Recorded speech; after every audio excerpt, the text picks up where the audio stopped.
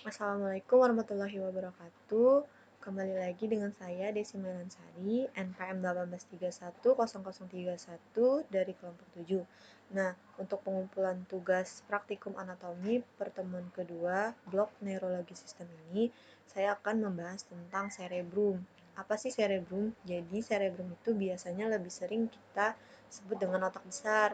Nah, pada pertemuan cerebrum ini nanti kita akan membahas tentang lobus-lobusnya, terus ada gyrus, kemudian ada daerah Brodmann, terus ada ventriculus sama vaskularisasi. Langsung saja di sini kita lihat potongan dari encephalon. Nah, encephalon itu dia dibagi menjadi 3, ada prosencephalon, mesencephalon sama lumencephalon. Sedangkan prosencephalon itu sendiri dia dibagi menjadi 2 lagi. Nah, di sini dia ada telencephalon nih, telencephalon di daerah sini. Terus ada diencephalon. Kemudian di mesencephalon ini letaknya di sini. Kemudian ada romencephalon. Nah, romencephalon itu sendiri dia dibagi menjadi 3. Yang pertama ada pons, pons itu di sini. Kemudian ada cerebellum, itu biasanya kita sering sebut otak kecil. Kemudian ada medula oblongata. Nih. Nah, ini cerebrum dilihat dari superior atau dari atas. Nah, cerebrum itu sendiri dia terdiri dari 2 hemisferium.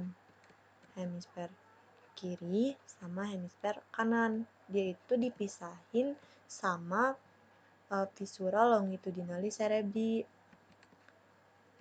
Jadi visura longitudinalis cerebri itu memisahkan antara hemisfer sinistra sama hemisfer dextra. Kemudian di sini ada gyrus sama sulcus nih. Apa sih gyrus sama sulcus itu? Jadi gyrus itu dia cekungan atau lipatan-lipatan. Sedangkan sulcus itu dia tuh yang memisahkan nih.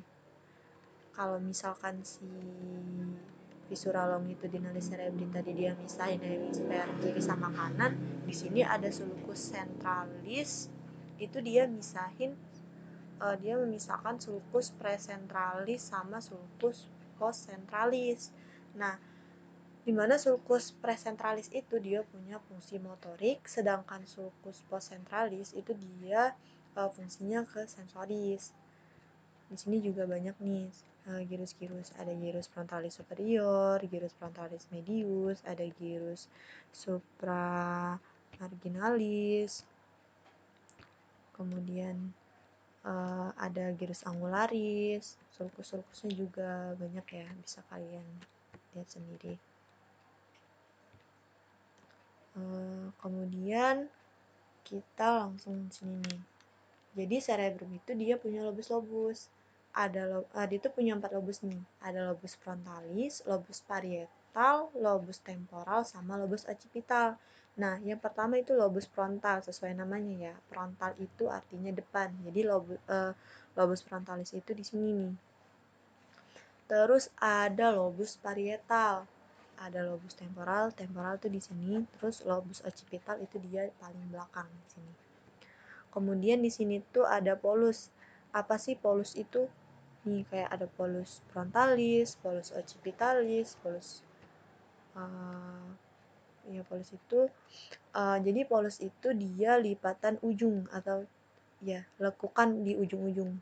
Jadi ada polus occipitalis sama lobus frontalis. Ini dilihat dari superior. Kemudian ini cerebrum dilihat dari inferior. Nah, jadi di tengah-tengah ini nih, ini ada namanya mesencephalon. Terus bisa dilihat ada lobus occipital di sini, terus ada lobus temporal.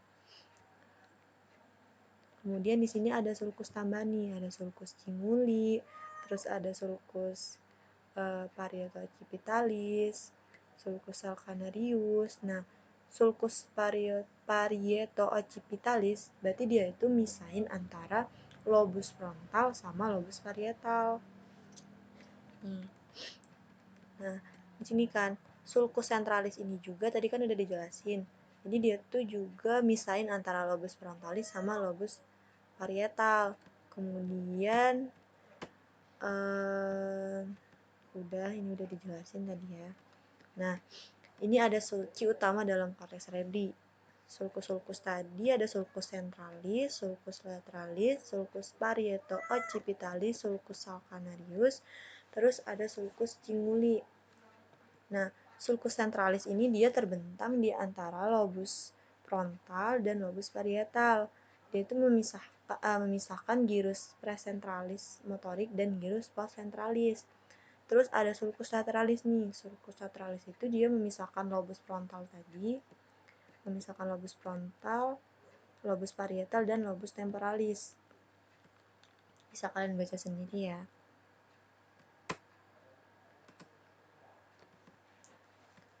Terus di sini ada bulbus olfactorius, chiasma opticum, terus ada giri orbitalis. Nah, di sini di sini nih ada namanya gyrus parahippocampalis uncus. Terus ada gyrus temporalis inferior di bagian sini, terus di sini juga ada substantia nigra. Ini ada cekungan atau lipatan di ujung namanya polus occipitalis.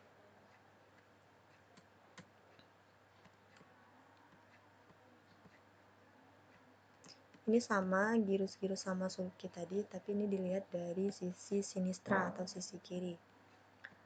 Ada gyrus frontalis superior, terus gyrus frontalis inferior, ada sulcus lateralis di sini, terus ada gyrus temporalis superior, terus ada sulcus parieto occipitalis tadi, terus ada gyrus postcentralis. Bisa kalian lihat ya guys.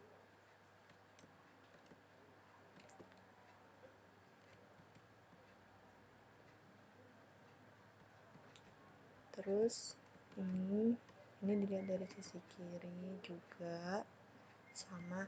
Nah, di sini ada gyrus-gyrus di hemisferium cerebri. Itu sebenarnya kalau untuk ngapalnya itu biasanya lebih mudah dibagi menjadi 3 lobus. Yang pertama ada lobus frontal, kemudian ada lobus parietal, kemudian ada lobus temporal. Nah, untuk lobus frontal itu dia ada gyrus frontalis superior sama gyrus frontalis medius. Sedangkan yang di parietal itu dia namanya lobulus parietalis superior sama lobulus parietalis inferior. Dan yang terakhir itu dia ada di lobus temporal itu ada gyrus temporalis superior, gyrus temporalis medius sama gyrus temporalis inferior. Nah, di sini juga ada pars-parsnya. Ada pars triangularis, pars orbitalis, sama pars opercularis. Nah, di sini ada sulcus intraparietalis. Sulcus intraparietalis berarti dia itu di bawah parietal. Di antara parietal.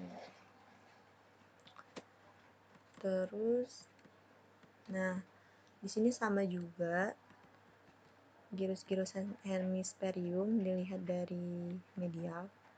Ada gyrus frontalis superior, gyrus cinguli, ada precuneus, ada cuneus. Nah, ada angka nih 1, 2, 3, 4. Apa sih itu? Jadi dia tuh bagian dari corpus callosum. Yang angka pertama itu ada genus, terus yang kedua itu rostrum, yang ketiga truncus, terus yang keempat itu splenium. Kemudian, nah corpus callosum ini fungsinya itu dia menghubungkan antara kedua hemisfer tadi, hemisfer kiri sama kanan.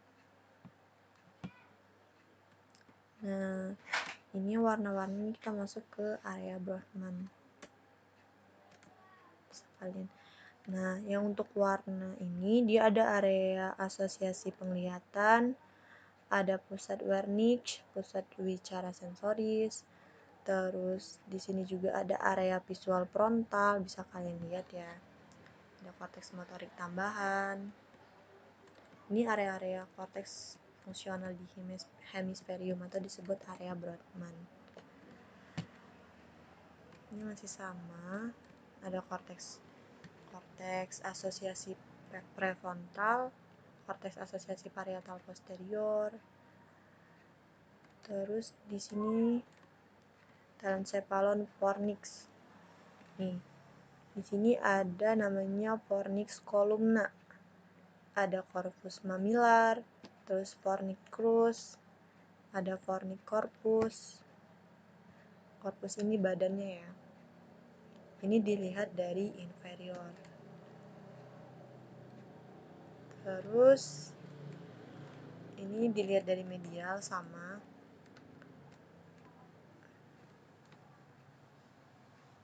Terus kita langsung ke bawahnya. Nah, ini dia ada arteri cerebri media, ada arteria centralis anterolaterales. Terus ini dia ada vena profunda cerebri.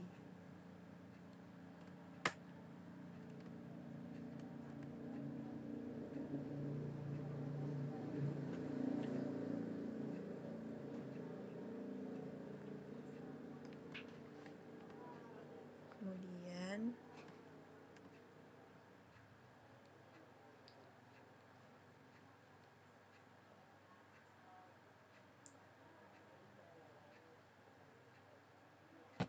ya sampai sini. Terus kita kembali ke satu.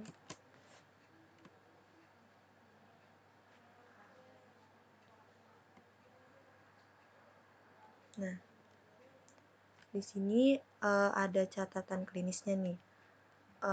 Volume encephalon itu rata-rata beratnya 1000 hingga 1400 cm3.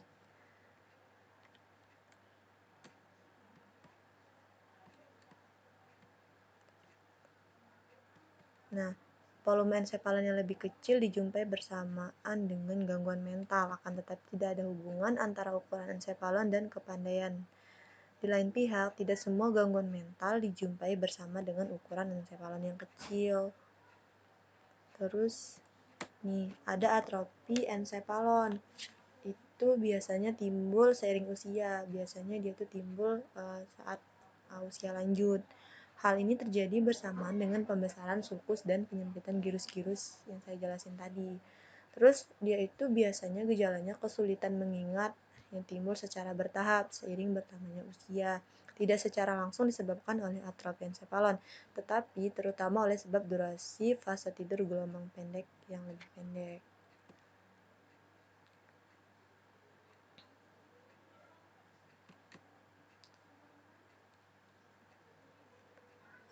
Sudah ya, saya rasa cukup itu saja yang bisa saya jelaskan. Lebih dan kurangnya saya mohon maaf. Wabillahi taufiq wal hidayah. Wassalamualaikum warahmatullahi wabarakatuh. Terima kasih.